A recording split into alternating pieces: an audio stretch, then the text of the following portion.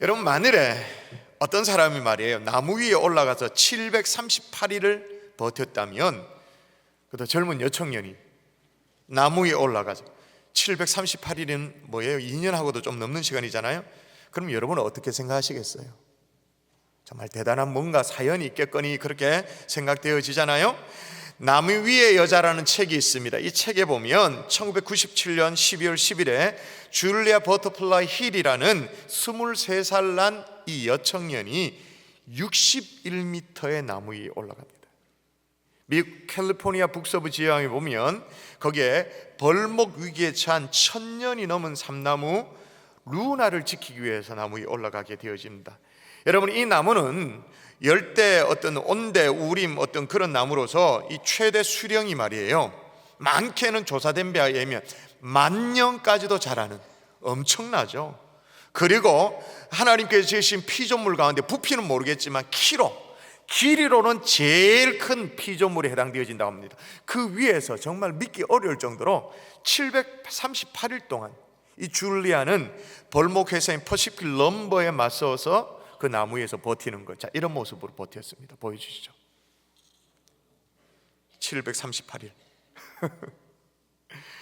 여러분, 줄리아는요 22살 되던 해에 교통사고를 당했어요. 1년 동안 치료를 위해 가지고, 휴식을 위해 가지고 좀 요양이라 그래나, 여행을 하다가 벌목 위기에 처한 이 삼나무 숲을 지나면서 그의 인생이 달라지게 되어진 거예요. 삼나무 숲의 나무들이 몸뚱아리 보니까 이게 벌목 대상이라는 표식으로 파란색의 어떤 페인트 칠이 되어 있는 거예요. 그 중에 1000년의 수령을 갖고 있는, 이름이 붙여져 있는 나무 루나라는 그 삼나무 역시 푸른색으로 페인트 칠이, 이제 베일 운명이다 그 말인 거죠. 여러분, 말이 1000년이지 조선 왕조 몇 년? 500년. 조선 왕조가 2개 지나가야 1000년인 거예요. 거센 바람과 맞서 싸웠습니다. 산불이 일어나도 수십 차례 산불이 일어났는데도 불구하고 거기에서 살아남은 불사조와 같은 그런 나무예요. 나무 윗부분에는 번개도 여러 번 맞았죠. 여러 번 번개를 맞았기 때문에 시커멓게 이제 이렇게 탄 자국이 그대로 있습니다만은, 근데 그 속에서는 또다시 생명력을 돋아내면서 가지가 나오고 그렇게 하는 그런 나무였습니다. 근데 결국에는 산불도 피해가고 번개도 피해가고 태풍도 다 견뎌냈는데, 누구에 의해 가지고 베일 운명에 처했다고요? 사람에 의해서, 인간에 의해서 그를 운명에 처하게 되어진 거죠.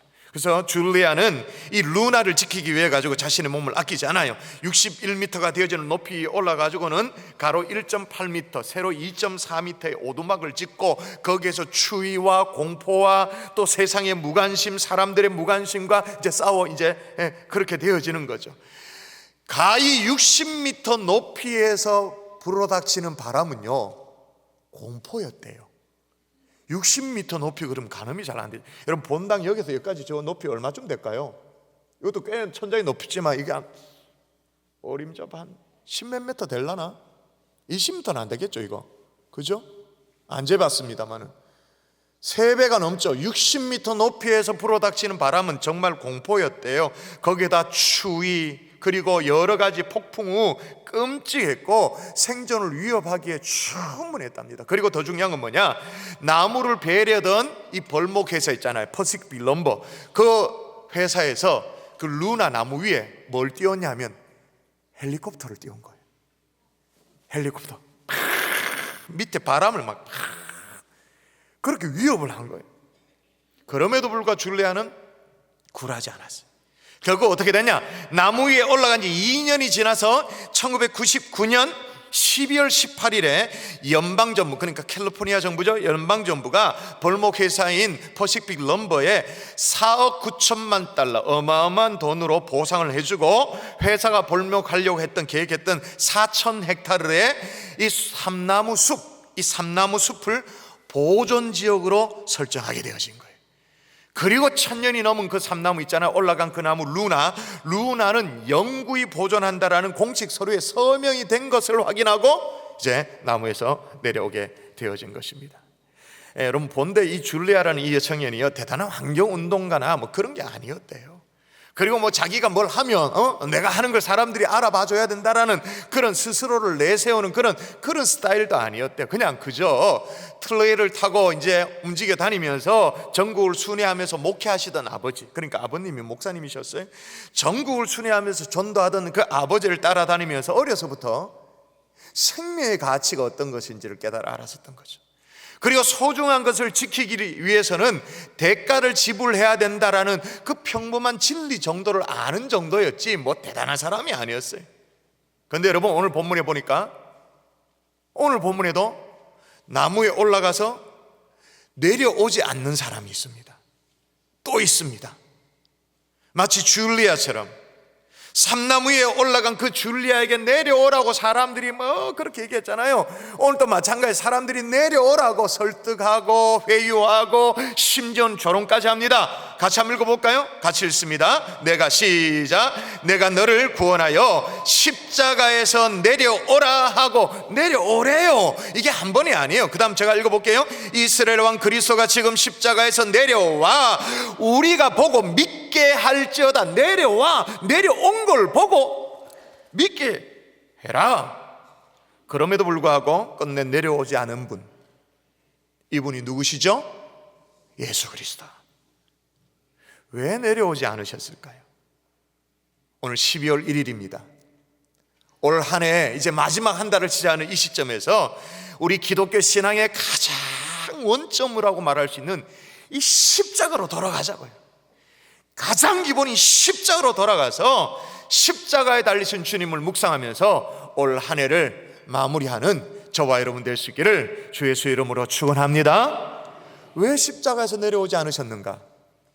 내려오지 않고, 따라하십시다. 내려오지 않고 그 위에서 하실 일이 있었기에. 여러분, 제일 먼저 확인할 것은 뭐냐? 우리 주님이 충분히 내려오실 수 있었는가라는 이 제목입니다. 여러분, 십자가의 물리적 높이도 그렇고 말이에요, 주님의 능력도 그렇고 충분히 내려오실 수가 있었어요. 먼저 십자가의 높이가 얼마쯤이었을까요? 줄리아가 올라간 그 나무는 60m라고 말했습니다. 지상에서 60m 높이, 까마득하죠, 그죠? 응? 주님이 그럼 올라간 십자가의 높이는 얼마쯤이었을까요? 우리는 어떤 신앙적인 어떤 메시지 측면에서 신앙적인 의미를 두어서 이렇게 말합니다. 우리 주님께서 골고다의 십자가에 높이 달려 돌아가셨다고, 높이 달려 돌아가셨다고 그렇게 말합니다만은 높이가 아니죠. 십자가의 높이는 기껏 한 2m? 한 3m? 그 정도? 왜냐하면 마태복음 27장에 보면 십자가에 달리신 예수님께 지나가는 사람들이 말이에요, 포도주를, 그 신포도주죠, 신포도주, 그걸 해면, 그러니까 뭐예요? 스펀지 같은 데 적셔가지고 예수님의 입술을 죽여주려고 그렇게 시도를 했었어요. 그런데 그때 어디에 이게 안 닿으니까, 좀 높으니까, 그래도 달렸으니까 어떻게 꿰어서 마시도록 했냐? 자, 마태복음에 뭐 이렇게 딱 증언되어 있습니다. 읽어보십시다. 여러분 읽습니다. 시작.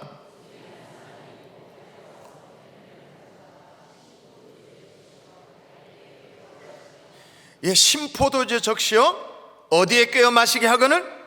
갈대. 무슨 짱대가 아닙니다. 대나무가 아니에요. 갈대. 초본식물입니다. 심지어 요한복음에는 똑같은 내용을 기록하면서 그걸 뭐라고 기록했냐면 우슬초라고 기록했어요. 식물이에요. 그냥 캐봐야 한 1m 정도 되어지는, 거기에 해면 스펀지를 끼워가지고 신포도 적셔서 손 자라가도록 이렇게 했다, 그 말인 거예요. 그 십자가의 높이는 사람의 키 좀 더 되는 정도, 그 정도였어요. 사람이 내려오지 못하는 높이가 아니었다, 그 말인 거예요. 자, 이런 얘기를 하면 또 이렇게 얘기할 겁니다. 아니, 목사님, 십자가에서 내려올 정도의 그 정도 높이라 할지라도 어떻게 양손에 대못이 박혔는데, 양발에 대못이 박혔는데 어떻게 내려옵니까? 그렇게 하실 거예요? 여러분, 주님이 잡히실 때를 여러분 생각해 보십시오. 흥분한 베드로가 말이에요, 막 화가 나가지고 대제사장 이 말고의 귀를 막 내려쳐 버렸습니다. 그때 예수님께서 뭐라고 말합니까? 네 칼을 도로 칼집에 꽂으라, 그렇게 말하죠. 칼을 가진 자는 다 칼을 가진 자는 칼로 망하느니라. 혈기 부리지 말라라고 그렇게 말하는 거예요. 그러면서 하시는 말씀이 굉장히 중요합니다. 같이 시작. 너는 내가 내 아버지께 구하여 지금 12군단 더 되는 천사를 보내시게 할 수 없는 줄로 아느냐, 그렇게 말하는 거예요. 여러분, 12군단이라는 게 중요한데, 이 당시에 예수님 당시에는 로마 시대였기 때문에 로마의 군편제를 지금 빗대어서 얘기하는 거잖아요. 로마의 한 군단이 어느 정도 규모냐 하면 보병이 6,000명입니다. 기병이 120명입니다. 로마 군대는 보병 중심의 군대였기 때문에 보병이 6,000명, 이게 한 군단. 근데 12군단이니까 어떻게 되어져요? 보병이 72,000명, 기병이 어떻게 해요? 1440에 천사를 내가 보낼 수 없다고 생각하느냐, 그 말인 거예요. 그러니까 결론은 간단해요.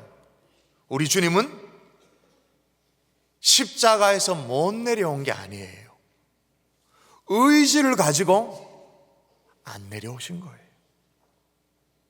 줄리아가 삼나무 위에서 내려오지 않고 그 위에서 해야 할 일을 했던 것처럼 우리 주님도 십자가 위에서 하실 일이 있었던 거예요. 그래서 내려오지 않으셨던 거예요. 여러분, 성경에 하나님이 일하신다든지 하나님이 뭔가 역사하신과 관련해서는 뭐가 올라가는 것보다 내려온다는 표현이 꽤나 많이 있습니다. 왜냐하면 그 당시에 사람들은 하나님은 저 위에 있는 분이라고 생각하기 때문에 뭔가 위에서부터 뭔가가 내려오는 거. 그래서 성경에 보면 하늘에서 불이 내려온다 이런 대목도 있잖아요. 그리고 성령이 내려오는데 성령이 비둘기같이 내려왔다 그렇게 기록되어 있잖아요. 하다못해 뽕나무 위에 올라갔던 삭개오, 우리 주님 뭐라고 말씀하셔요? 삭개오야, 내려오라. 뭔가 하나님의 역사가 있으려면 내려온다라는 그런 개념으로 기록되어 있어요. 사단도 마찬가지야. 예수님이 공성회를 앞두고 40일 동안 금식을 했습니다. 그때도 마귀가 유혹할 때 말이에요, 하나님의 아들이거든 이 돌덩어리 떡덩이가 되도록 하라, 그렇게 말했고, 그 다음에 성전 꼭대기 올려 세워놓고는 뭐라고요?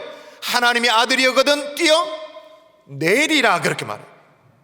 뭔가 내려와서 하나님의 아들됨을 증명해 보이라, 그 말인 거예요. 그리고 가장 결정적인 순간에 죽이려고도 하고 돌로 치려고도 하고, 이제 마지막으로 십자가에서 최후의 유혹을 하는데, 시험을 하는데 어떤 유혹을 하느냐, 딱 이건 거죠. 내가 너를 구원하여 십자가에서 내려오라. 시험의 핵심 뭐예요? 내려와라, 내려와라. 심지어 오늘 본문을 이 대목을 한번 읽어볼까요? 자, 여러분 읽습니다. 지금 십자가에서 시작.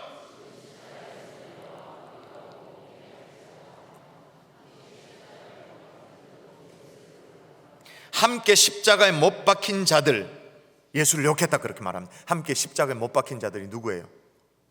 이 사람들이 직업이 뭐예요?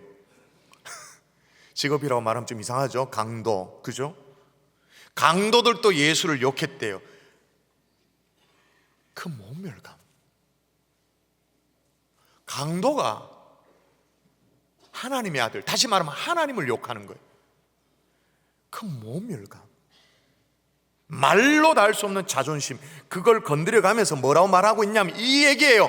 네가 십자가에 그대로 있으면 네는 강도보다 못한 인간이다. 네가 십자가에 그대로 있으면 네는 강도보다 못한 인간이니까, 강도보다 더 악한 죄이니까, 그러니 내려오라는 거예요. 십자가에서 내려오라는 거예요. 여러분, 우리 주님은요, 십자가에서 충분히 내려올 능력도 명분도 있었습니다. 왜? 내려와서 하나님의 아들됨을 증명해 보이라면서요. 명분 있잖아요. 내려와서 하나님의 아들됨을 증명해 보이라고 그랬으니까 내려올 능력도 있고 명분도 있었습니다. 그러나 우리 주님은 십자가에서 끝내 내려오지 않으셨어요. 안 내려오셨어요. 왜? 그 위에서 하실 일이 있었기 때문에. 그럼 굳이 그 위에서 하실 일이 도대체 뭐냐는 거죠. 따라할까요? 저주를 받으시려고. 여러분, 주일날 참 이런 참 복된 날, 이런 걸 따라 하라 그래서 참 죄송합니다만 여러분이 마음이 좀 힘들어도 한 번 더 따라 해야 돼요. 저주를 받으시려고. 여러분 신명기의 말씀을 잘 주목해 보셔야 됩니다. 제가 읽어볼게요. 그 시체를 나무 위에 밤새도록 두지 말고 그날에 장사하여 내 하나님 여호와께서 내게 기업으로 주시는 땅을 더럽히지 말라. 그 다음이 중요합니다. 나무에 달린 자는 하나님께 저주를 받았음이니라 라고 막. 나무에 달린 자는 하나님께 뭘 받았다고요? 저주. 무슨 그 줄리아처럼 환경 보존에 그런 이유가 있어서 안 내려오신 게 아니에요. 사람들의 관심을 끌기 위해서 안 내려오신 게 아니에요. 뭘 관철시켜 내기 위해서 한 게 그게 아닙니다. 안 내려오신 이유가 뭐냐? 참 어처구니 없게도 저주를 받으시려고. 사람들이 몰라줘도 아무도 주목하지 않아도 안 내려오신 이유가 뭐냐? 저주를 받으시려고. 그럼 그렇게 저주를 받으셔가지고 나무 위에서 저주를 받으셔서 뭘 하시려고 하시느냐? 제가 읽어볼게요. 그리스도께서 우리를 위하여 저주를 받은 바 되사 율법의 저주에서 우리를 속량하셨으니 기록된 바 나무에 달린 자마다 저주 아래에 있는 자라 하였음이라. 이 무슨 말이에요? 저주가 옮겨가도록. 원래 저주는 어디 있었는데?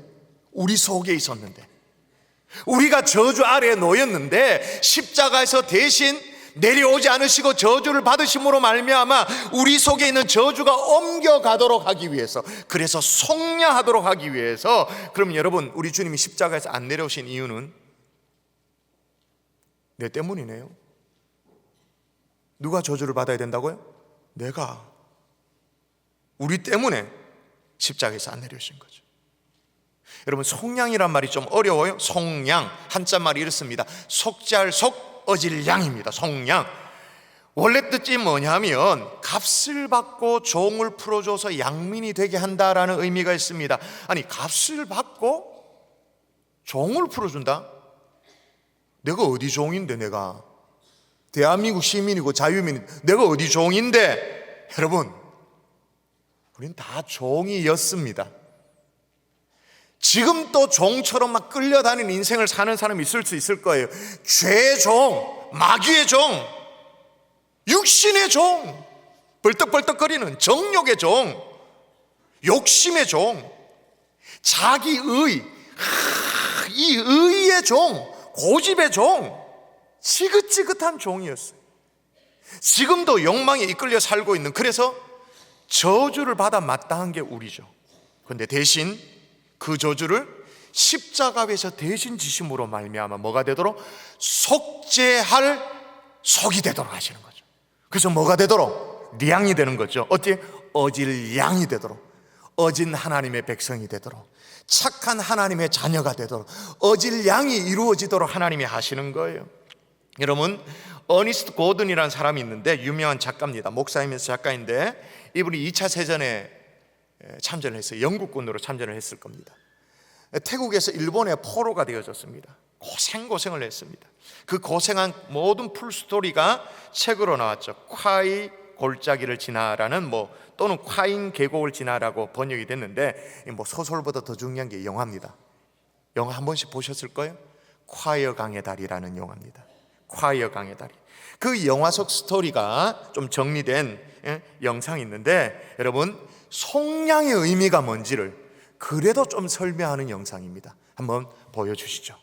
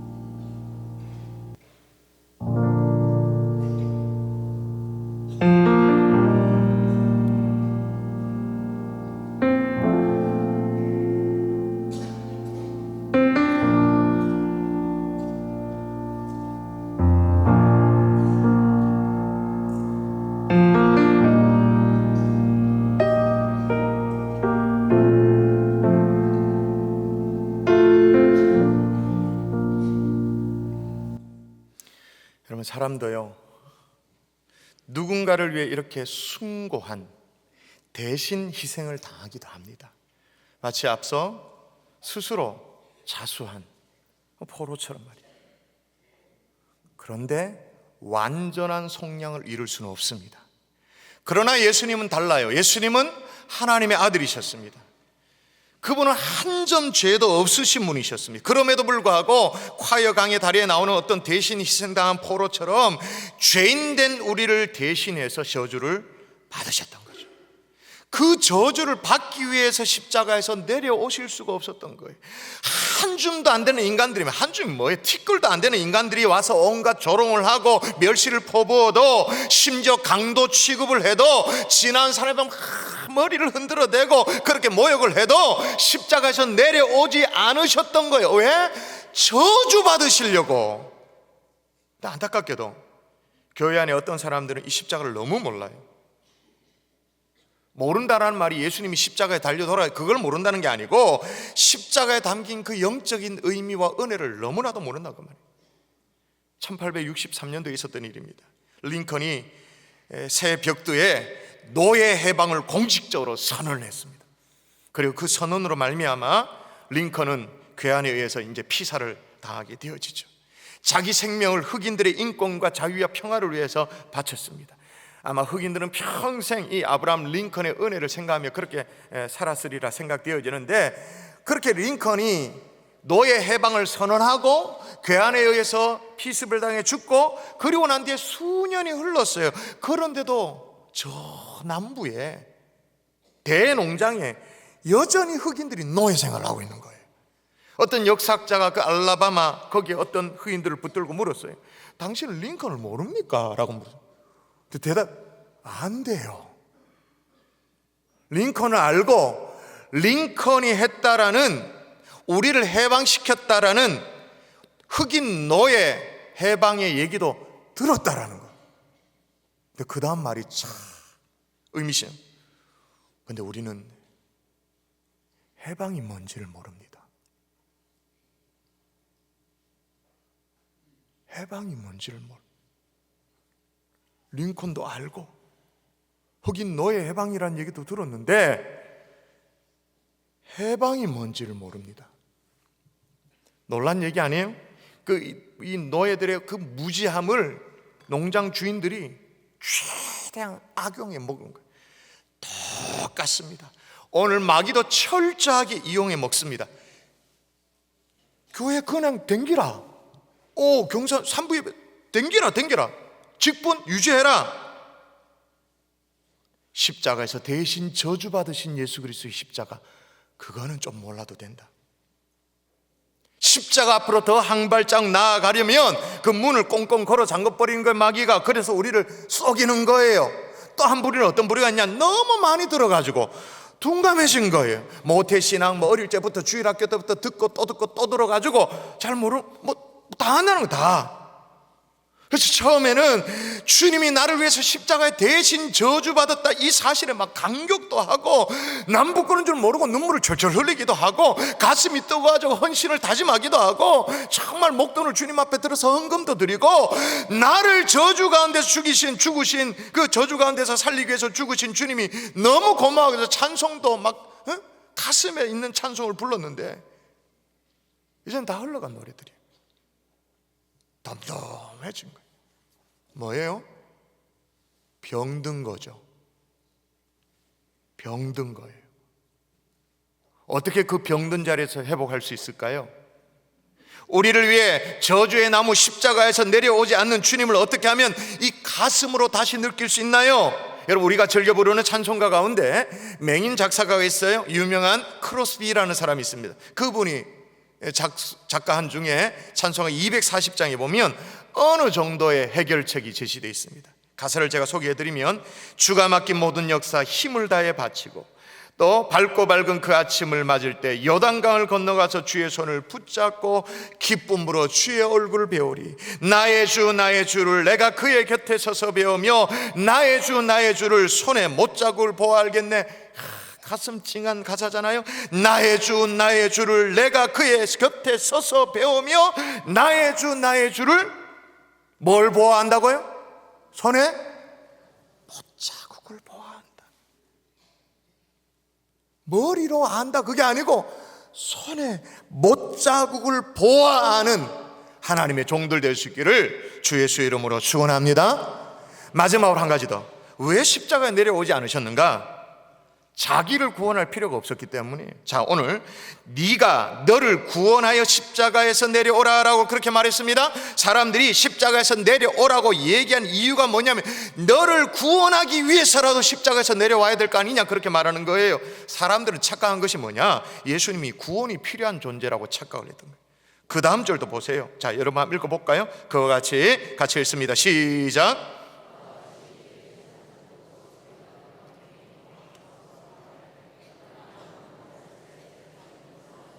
예, 보세요. 빈정거려요. 그가 남은 구원하였으되 자기는 구원할 수 없다. 빈정거려요. 그러니 지금이라도 당장 십자가에서 내려와서 증명해 보이라는 거예요. 그러나 이게요, 참 착각이죠. 예수님은 자기는 남은 구원하였을 때 자기는 구원할 수 없도다가 아니죠. 예수님은 자기는 구원할 수 없도다가 아니라 자기는 구원할 필요가 없도다인 거죠.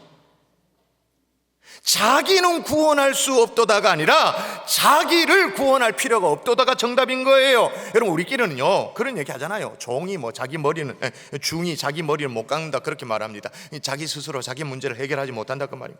근데 이 말이 재밌는 게요, 중이 자기 머리를 못 깎는데요, 중만 못 깎나? 우리는 다 깎나? 다 막 하나? 제가 궁금해가지고 이발사한테 물어봤어요. 전문가니까.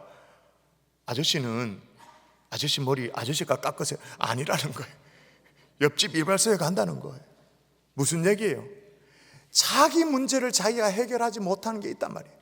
여러분, 우리는요 웬만하면 내 문제 다 해결합니다. 웬만하면 얽힌 이해관계 문제도 해결합니다. 오해도 풉니다. 다 합니다. 웬만하면 내가 다 합니다. 자식 새끼도 내가 대학 등록금 어려서 그렇지 좀 허리띠 졸라 매면 다 해결합니다. 전세금 할 수 있습니다.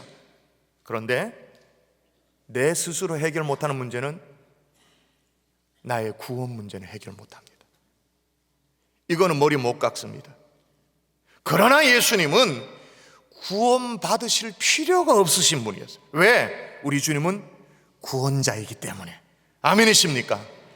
예수님은 구원자이므로 구원 받으실 필요가 없었던 거예요. 대신에 구원 받을 필요는 없지만 대신에 십자가 그 위에서 이루어야 될 사명이 있었던 거죠. 사명. 이 사명은요, 사람들이 막 조롱 섞인 말로 얘기하는 그 말 속에 이미 포함되어 있어요. 자, 사람들이 내려오라고 말하면서 뭐라고 말하냐면, 다시 한 번만 더 읽도록 하십시다. 지나가는 자들은 시작.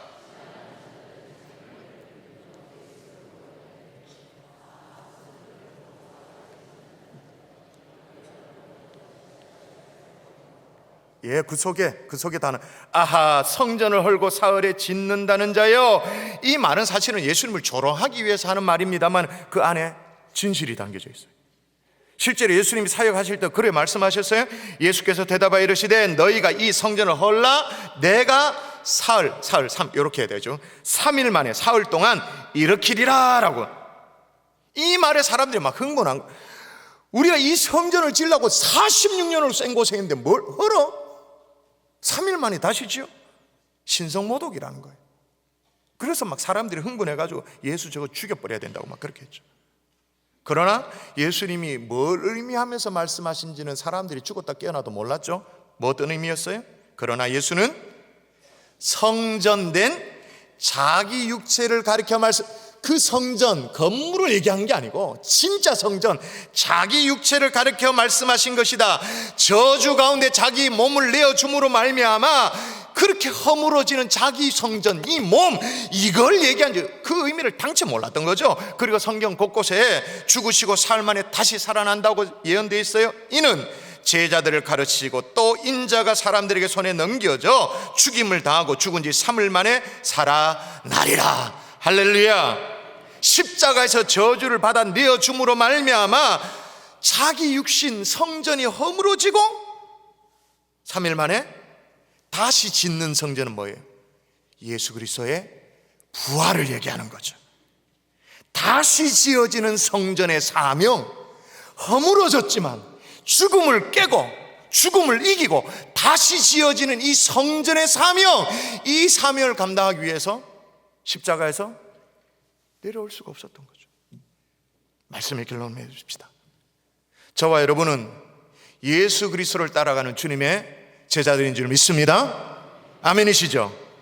십자가에서 끝내 내려오지 않으셨던 주님이 우리에게 그럼 뭐라고 말씀하시는가? 우리는 어떤 삶이 있다고 말씀하시는가? 같이 마지막으로 한 번만 더 읽습니다. 시작.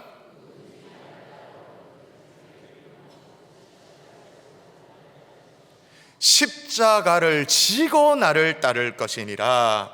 그러니까 여러분에게도 내려오지 않아야 될 십자가가 다 있는 거예요. 근데 우리가 그걸 외면하고 풀쩍 뛰 내려오면 안 되는 거예요. 모욕을 받아도, 저주를 받아도 예수님은 우리의 구원을 위해서 그렇게 하셨다면 우리는 우리의 구원을 위해서 그렇게 할 필요는 없습니다. 왜냐? 그건 주님이 감당하는 주님의 구원의 십자가니까. 대신에 우리가 져야 될 감당할 십자가는 뭐예요? 하나님의 나라를 위해 지고 가는 십자가. 주님의 몸된 교회를 위해서 받는 모욕, 저주, 그럼 우리가 감당해요. 적어도 우리가 주님의 길을 따라가는 제자라면 그렇단 말이에요. 오늘날 주님의 교회는 콰이어 강의 다리에 나오는, 그래서 스스로를 희생을 감내했던 그 한 사람이 필요합니다. 십자가에서 내려오지 않고 자기 십자가를 지고 가는 그 작은 예수가 필요합니다. 저와 여러분이 그런 작은 예수 될 수 있기를 주 예수 이름으로 축원합니다.